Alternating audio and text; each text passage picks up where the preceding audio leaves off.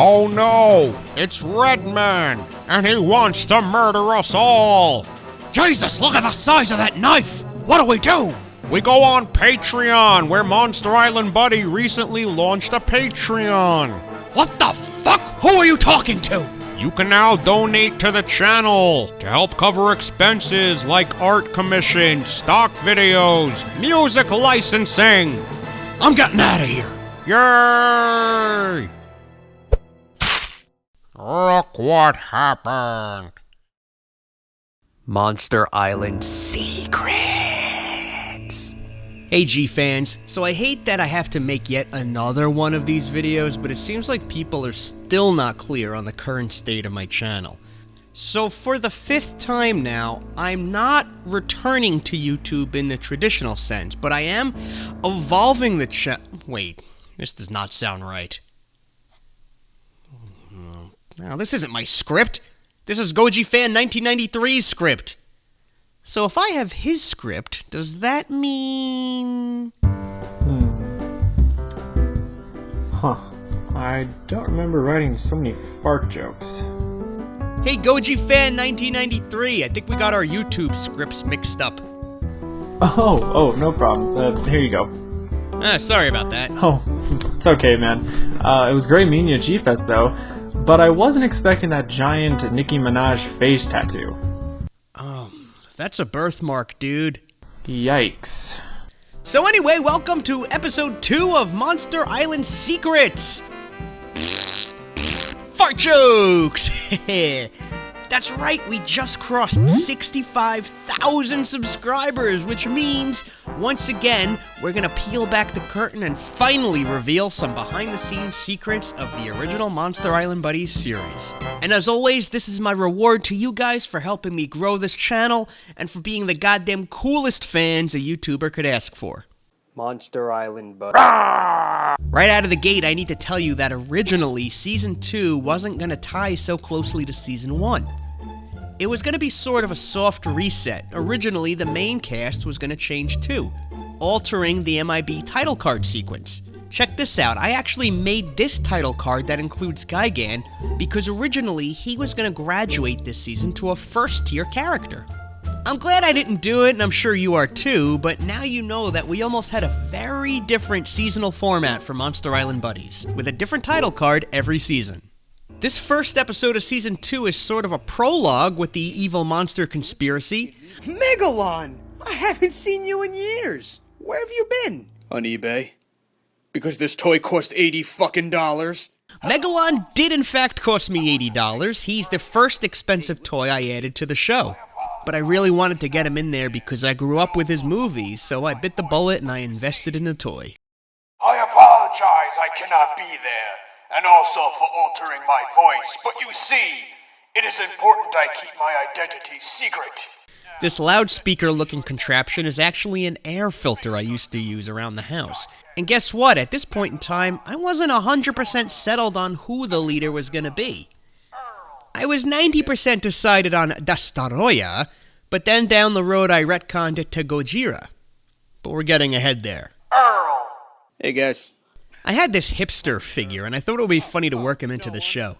Also, this is episode 14, and there are already 2 characters on the show named Earl.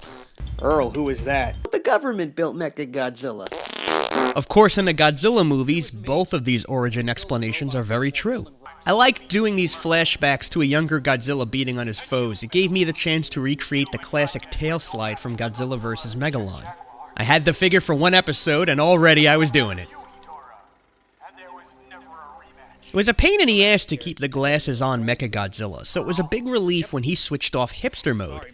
And I don't think the glasses ever came back after he switched back to good. Welcome back to Monsters in the Morning. I got these 2 monster toys from a comic book convention. I forgot the name of the toy line, but it was a very indie toy sculptor, and he was super cool. Tell us, how did you actually manage? This was the first time a real-life female did a voice on this show. So now we can see that the Final Fantasy groupies are with Godzilla, as opposed to Gamera, who they were with last season. These are my goddesses, 'cause I'm winning. This was a slight parody of the whole Charlie Sheen situation from back then, when he went nuts and kept saying he was winning and his girls were his Angels or whatever. Jesus, this episode is old, huh? I'm the king of monsters. And there we have the first hidden Destroyer. I had a lot of fun hiding him throughout Season 2, and I loved seeing you guys spotting him in the comments. And now, the very, very, very first appearance of Manila! He came in as this annoying, bumbling idiot right out of the gate, but most of you immediately embraced him and even cared for him. You could have just made him a punching bag character, but you all seriously have major love for this Manila, and I think that is awesome. I think it speaks volumes about the general good nature of MIB fans, maybe even as G fans as a whole. Then we go right into Manila having an adventure with Anguirus. This was one of those episodes that was just a lot of fun to produce. So I always thought this was one of the more obvious hidden destroyers, but it probably got the least comments at the time. I remember thinking, based on those comments, that a lot of people might have missed this one. This episode was originally just going to be Godzilla having the falling out with his friends, but I decided to add an actual fight into the episode the day of filming it, essentially doubling its length. I remember thinking, if I ever wanted to do a Godzilla and Rodan fight, this is the time. There's a hidden Destroyer. Jesus, how do the other monsters not see him? He's right there. The bar says monsters only, but there are plenty of humans in this scene. And there's a Destroyer's wing. The same tube I used to make Godzilla puke last season is being used here to make him pee. The tube is actually hiding on the side of his body. Now we start playing with bigger time travel ideas, and I was really nervous I'd start to lose some people with this plot. So I made the following episode really fast to hurry up with the explanation. By the way, that hipster figure had like 3 interchangeable heads, and I don't think a lot of people noticed when the head was changing. Of course, MECHAGODZILLA is creating Mecha King Ghidorah under that aluminum foil. Hidden Destroyer right there. Phase 4 is I eat a sandwich. No. Nothing to say about this except you guys seem to really like that sandwich joke, which I love. We're running out of time. I added Mr. Fantastic strictly because I needed a smart character to provide some exposition, and MECHAGODZILLA was out of commission at this point. If you're so smart, can you tell me why they canceled the Paul Reiser show? I was really getting into that. And here it is, the show's very first reference to Paul Reiser. So right around the time I shot this episode, Paul Reiser had a primetime sitcom called The Paul Reiser Show. I actually watched both episodes, but it got canceled pretty quickly. So I thought it would be really funny to have Godzilla acknowledge that he's such a fan of the show. And it was supposed to be a one-off joke like that, but then it just kept spreading and spreading until it became what it is. Listen, imagine this is the timeline of your life. You gotta love this crude explanation for how time travel works here. So here's the skinny. Right now, despite any use of time travel, you cannot change the past. If you time travel back to prevent something, you'll likely wind up causing that event. Everything is in a loop. But you can mess things up if you don't fulfill your part of that time. The beach episode. The channel's most popular episode by far, and I have no idea why. Yeah, to this day, this episode gets a lot of views. There's no big story behind it. One day I went to the park, buy some water with my 2 brothers, and we quickly shot this footage. No Destroyer cameo in this one, as I didn't bring him to the beach that day. But you can catch glimpses of my bracelets here. I went through a bracelet phase. My hand is buried in the sand with Manila, holding his face and creating this movement. I always thought that was a cool effect. Behold, TITANOSAURUS. What's up, you fat asses? TITANOSAURUS was the second figure I acquired who was not cheap. He's basically a crazier version of Roberto from Futurama. Yeah, I love that show. His trademarked laugh, though, is a long story. I basically have a cousin who does that laugh to make fun of a guy he knows, and I stole the impression and I put it in the show. So, this laugh is basically an impression of an impression. I love rewatching old episodes, but it kills me to see all these shots with the terrible lighting and out-of-focus toys.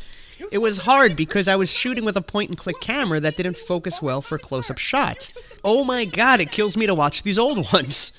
I didn't mean to kill off Earl going into this episode, but then I couldn't resist the joke that TITANOSAURUS would just simply pop his head off, and then somehow be right that there was candy inside of him. The Staroya's wing is in the audience there. After the break, a cat who is a triple prestige in Call of Duty Black Ops when we return. I was playing a lot of Call of Duty Black Ops at this point, hence that joke. I want you to lick the shit off my tail. I think I used chocolate ice cream for the shit on Gamera's tail. I probably did. At the time I was obsessed with the notion that the monsters drag their tails behind them, so clearly they must be picking up a lot of dirt in their own shit, right? And then I liked the idea that telling another monster to eat the shit off his tail was how monsters curse at each other. Monster me. This sitcom parody was a lot of fun to make. Gamera? I can't find any pickles in your fridge. It's funny that Godzilla can't find pickles in Gamera's fridge, and then way later we're gonna find out that Gamera has gone into the pickling business. I think that robe Gamera's wearing comes from one of my brother's wrestling figures, but I can't remember exactly which one. Lord Blundergosh was supposed to appear in this season, instead of the space-time pair of ducks. Obviously I switched things around, but now Blundergosh doesn't make his first appearance until way later in episode 50. But at this point, over 25 episodes earlier, I already had the Blundergosh puppet and was ready to go. I got that Yoda doll at Disney World at the Star Tours gift shop. There's the Godzilla puke tube now helping me have him spit up some water. So now we reveal that Gamera was invited to take part in the evil organization but missed the invite because he was in rehab. I thought that was a really clever way to have Godzilla find out about the secret lair. But I like this even more. The invitation says free cookies, which Gigan was looking for in episode 14. They said there'd be cookies, right? You guys? The address is 123 Fake Street, which I downright stole from a Simpsons episode. Sometimes I'll straight up joke theft just to see who'll catch the reference. Look at that, the crew of this sitcom are ultra monsters, including one of the worst ones ever. Rhodey, what's going on? Here's the show's first big battle sequence. And who's gonna be hiding in the back again? Staroya. So like I said, originally Gigan was going to graduate this season to be a first-tier character. And it would have happened right here. Gigan was going to realize he liked the Monster Island buddies more than the evil monsters, so he would have betrayed the evil monsters. Kind of like a trope. But at the last second, I decided he'd get his ass kicked and just keep switching alliances throughout the show. Don't do this! Sorry, Sugar Plum. Mecha King Ghidorah calls Mothra Sugar Plum here instead of his usual pet name for her, which is Sugar Tits. Seeing the attack here triggers a memory in Jet that allows him to repair his corrupted files. I was excited for this moment because I missed normal Jet this season. What kind of crazy monster would want to destroy everything? Obviously, we're gearing up for Staroya with a line like that. Now, future Godzilla shows up in a time machine, and this was because I wanted a Godzilla from the past, present, and future to be on screen at once. But of course, down the road, I will retcon this and make the future Godzilla a robot imposter. I had future Godzilla breathe blue atomic fire, and then this inspires present Godzilla to use blue fire from this point on. This was due to commenters who were annoyed that I kept making Godzilla's atomic breath red. Picky. So now, the space-time pair of ducks appear. This is because the paradox is about to occur, which will destroy the entire universe, so they narrowly avoided destroying space and time here by getting the young Godzilla back home. But way later, in episode 99, you'll see what happens when a paradox does occur in this universe. Also, way later in the series, we'll learn that the whole reason for Operation Paradox is because Gojira is trying to destroy reality in order to save it from Cthulhu's reign. That's a retcon I thought of later on. I know a guy who'd really be interested in your heroic abilities. Mr. Fantastic is making a reference to Nick Fury, who will appear later. They were taken prisoner. Jet? So here's Badass Jet with his badass voice. And his trench coat, which comes from another one of my brother's figures, and again, I can't recall who. MECHAGODZILLA gets lost in time and space here, which feeds into a huge Easter egg next season, and we'll revisit this one down the road. I had a lot of big ideas for Season 2, but it turned out I didn't have time for them all, so that's why a lot of this season finale sets up things that spill into next season, like the Destroya stuff, Blundergosh, etc. And here's the first time ever that Jet says his catchphrase, "Don't fuck with the Jaguar." Don't fuck with the Jaguar. I just needed something badass for him to say after finally getting back at King Ghidorah for ripping him apart last season. There's a not-so-hidden Destroya there. And this here is a major turning point for this series. First of all, it sets the entire third season into motion. Really, it sets up everything through episode 50, but second, it's the first time in the show that there's a little bit of an emotional push as the characters face their mortality, and Rodan sacrifices himself for Mothra. Also, now Kong has the Final Fantasy groupies. This is his first appearance. I didn't know how I was going to integrate him into the show at this point. I just wanted to show off that I got the Kong figure. It kills me that I didn't make this explosion much bigger. Obviously, I knew that Rodan would return as Fire Rodan next season, but this was a very fun seasonal cliffhanger. I think the episode really solidified what the show would go on to become for both me and for a lot of the viewers. And of course, we have the parody of the post-credit Avengers scene where Nick Fury appears to recruit the main character. You won't believe this, but back then, this was the only Nick Fury figure I could find. The only one based on MCU Fury, anyway. And that's Season 2. I liked this season because I got to do the classic hero falls from grace story with Godzilla, and then start driving a rift between him and Rodan that would come to a head next season. This might sound a little bit silly in a show about toys, but I was glad I was able to start sneaking in some real drama and conflict into the show, and even happier that you guys were so receptive to it. Okay, as I promised on YouTube, I'm gonna take just a couple of your questions now. So both Blake and Adam Slick asked if it's just me that runs the channel or if I have a team. And it's a fair question. This channel is basically a one-man show. I've been doing all of the writing, the shooting, the editing, and most of the acting. But that's not to say that I have not received a whole lot of help and support. As I've mentioned already, my two brothers are a big part of the show in both voicing and promotion. And various friends and significant others have popped up here and there to lend their voices as well.